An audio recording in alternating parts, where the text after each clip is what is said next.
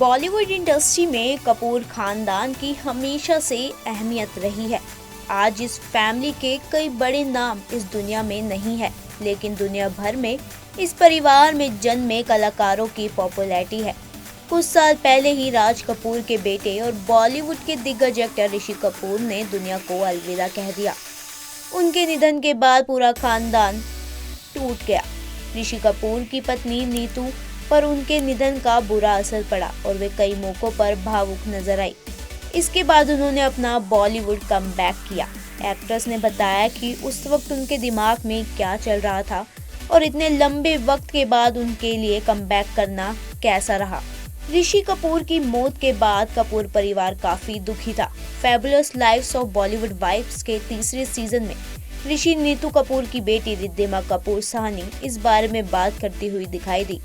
रिद्धिमा को सपोर्ट करने के लिए इस बार नीतू और उनके भाई रणबीर कपूर भी शो में दिख रहे हैं। जब मां बेटी ऋषि कपूर की मौत के बारे में बात करती है तो नीतू कपूर बताती है कि कैसे दिग्गज एक्टर की मौत के बाद वो दोबारा काम करने से डर रही थी। उन्होंने लोगों की ट्रोलिंग का डर था, वो अक्सर इस चीज पे कांप जाती थी। नीतू कपूर ने ऋषि कपूर के रहते हुए फिल्म में ज्यादा काम नहीं किया।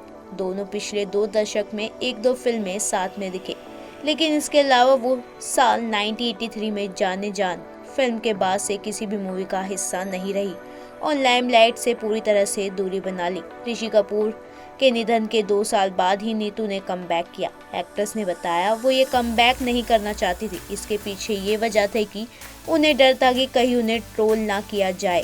ट्रोल होने के डर से वो फिर से कैमरा फेस करने की हिम्मत नहीं जुटा पा रही थी।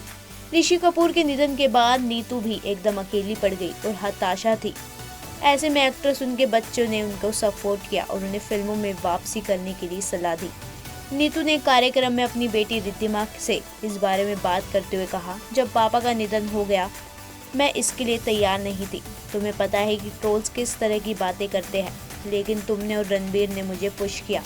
इसके बाद मैं एक शो किया और एक ऐड भी किया। ये मेरे लिए इतना आसान नहीं था। मैं कैमरा फेस करने से कांपती थी, लेकिन अब ऐसा नहीं है। अब मुझे लगता है कि अगर मैं घर पर रहूंगी तो पागल हो जाऊंगी।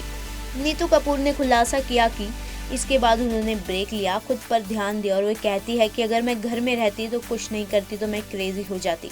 आज मैं काफ़ी अच्छा महसूस कर रही हूँ। पिछले साल तक मैं ऐसा फील नहीं कर रही थी।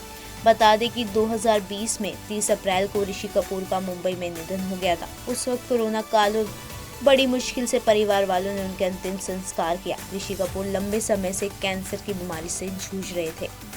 नीतू कपूर ने 8 साल की उम्र से ही फिल्मों में काम करना शुरू कर दिया। उन्होंने साल 1966 में सूरज फिल्म से अपने करियर की शुरुआत की। इसके बाद उन्होंने 2 कलियां, यादों की बारात, खेल खेल में, दीवार, कभी कभी, महाचोर, परवरिश, हीरालाल पन्नालाल, दो दूनी 4 और बेशरम जैसी फिल्मों में काम किया। लेकिन 2013 में उन्होंने बेशरम फिल्म के बाद कोई फिल्म नहीं की। अब 2022 में जुग जुग जियो फिल्म से वो कमबैक कर चुकी है। उनके अपकमिंग प्रोजेक्ट्स की बात करें तो वो लेट्स टू मिस्टर खन्ना में नजर आने वाली है।